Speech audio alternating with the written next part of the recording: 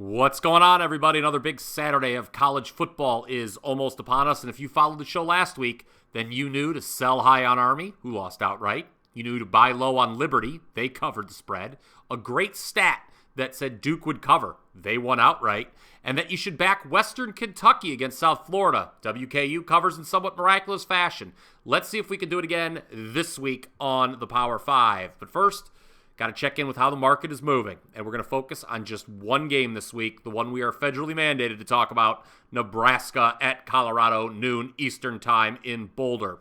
Certainly, you've heard a lot about this game all week long, but just to rehash, Nebraska over the summer was as large as an 8.5-point favorite. Colorado stuns TCU last week as a near 3-touchdown underdog. As a result, the Buffaloes are now were moved to -3. Circa actually opened them -5 for a brief time before taking some underdog money. Now, per the WagerTalk.com odds screen, the number is down to Colorado -2.5 as of Friday afternoon. Incredibly, Colorado has taken more money than any NFL side this week. So it's very interesting that number dropped from -3 to -2.5.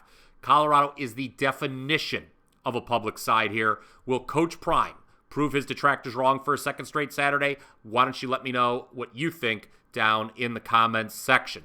Who should you sell high on this week? Well, hold your nose on this one, everybody. Florida State. The Seminoles, they're on a short week here after ripping LSU. At one point, the Noles scored 31 consecutive points on the Tigers in the second half.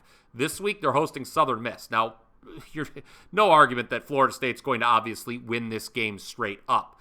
But it's a really bad spot for the Noles coming off such a high-profile win. Short week. Players have been hearing how good they are for days now. It's a big 31-point spread, according to the WagerTalk.com odds screen, up from the opener of -28. Florida State also has the ACC opener on deck. Again, hold your nose here in what is a classic letdown spot for Florida State. I say grab the 31 with Southern Miss. Who knows, if you pay attention, maybe even get a better number than +31. On to buy low, provided quarterback Cam Rising does not suit up for Utah. I think Baylor is in a classic buy low spot at noon Eastern at home. Yes, the Bears just suffered the worst outright loss of week 1 as a 28-point favorite to Texas State. But they still put up 524 yards of offense despite losing quarterback Blake Shapen. The Vultures, they're really circling Dave Aranda in Waco. His Bears now lost 5 in a row going back to last year. They can ill afford another loss. I am not saying Baylor will win this game outright, but provided Rising doesn't play for Utah, if he does, you're going to get, I would wait, maybe get a better number. But for my good friend Chris Thurston, Baylor, who you can currently find as high as +8, is this week's buy low team. Stat of the day, talked about it on The Hustle Friday with Mark Zinno. Eastern Michigan, 24-6 against the spread as a road underdog over the last 8 seasons.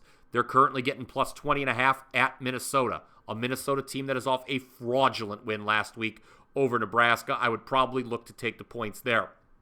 Okay, before we get to the power play of the day this week, just a reminder that if you like what you heard here, be sure to go ahead and smash that like button and also make sure you're subscribed to the WagerTalk YouTube channel.